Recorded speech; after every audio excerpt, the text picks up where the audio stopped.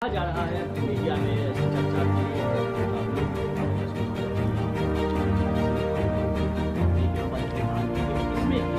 मैं पूरी तरीके से इन बातों का मैं खंडन करता हूं। कोई मांग नहीं है और मांग हो भी नहीं सकती है, क्योंकि हम लोग का लक्ष्य ही प्रधानमंत्री जी को प्रधानमंत्री बनाना था।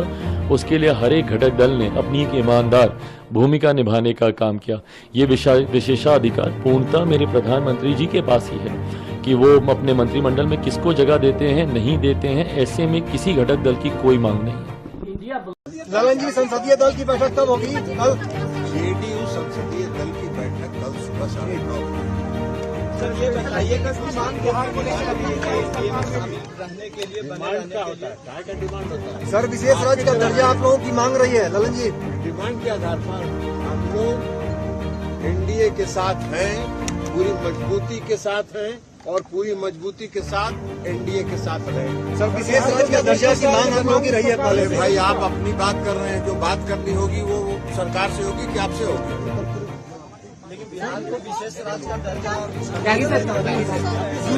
देखिए, देश की जनता का जनादेश देश के प्रधानमंत्री माननीय नरेंद्र मोदी जी को मिला है और तीसरी बार वो शपथ लेने जा रहे हैं।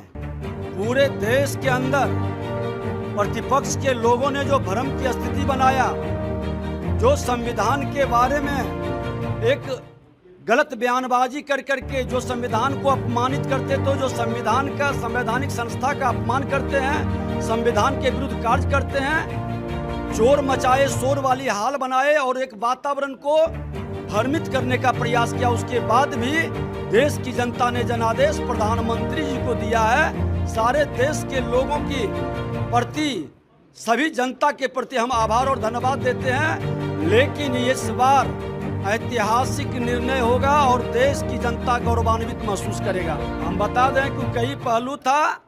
नकारात्मक वातावरण बहुत तेजी से फैलती है, सकारात्मक वातावरण को पहुंचने में समय लगता है, लेकिन सत्य परेशान हो सकता है, पराजित नहीं, और सत्य कभी पराजित नहीं होगा। शपथ होगा शाम को। मुझे समय की जानकारी नहीं कब होगा शपथ, बट हाँ, तीसरी बार मेरे प्रधानमंत्री जी देश के प्रधानमंत्री बनने जा रहे हैं। कल एनडीए के तमाम लीडर्स की बैठक थी और एक स्वर में, देखिए ये बात सत्य है, इस बात को कोई नहीं नकार सकता कि एनडीए की ये जीत प्रधानमंत्री जी के नेतृत्व की ही जीत है। उनकी वजह से ही एनडीए को इतना प्रचंड बहुमत मिला है। हम लोग कई बार अपने लिए लक्ष्य इतने बड़े कर लेते हैं कि अगर उसमें हल्की सी भी चूक होती है तो सवाल उठने लगते हैं। हकीकत है ये कोई सामान्य बात नहीं है। आज तीसरी बार लगातार एनडीए को जनादेश मिला है एनडीए के समर्थन में। ये कोई मामूली बात नहीं है। इतिहास अगर मैं ठीक से मैं जानता हूं तो शायद दूसरी बार ही ऐसा हुआ है इन 7 दशकों में कि किसी एक प्रधानमंत्री को, किसी एक गठबंधन को लगातार तीसरी बार सरकार बनाने का मौका मिले। तो अपने में ये बहुत बड़ी उपलब्धि है और इस उपलब्धि का श्रेय मेरे प्रधानमंत्री जी के नेतृत्व को ही जाता है। और कल एनडीए की बैठक में एक स्वर में बिना किसी शक तमाम एनडीए के घटक दलों ने पुनः तीसरी बार, महज एक औपचारिकता थी, पर उसको भी हम लोगों ने पूरा किया और उनके नेतृत्व को पुनः हम लोगों ने स्वीकारा है। और बहुत जल्द मेरे प्रधानमंत्री जी तीसरी बार देश के प्रधानमंत्री बनने शपथ लेंगे। कहा जा रहा है कि हाजीपुर से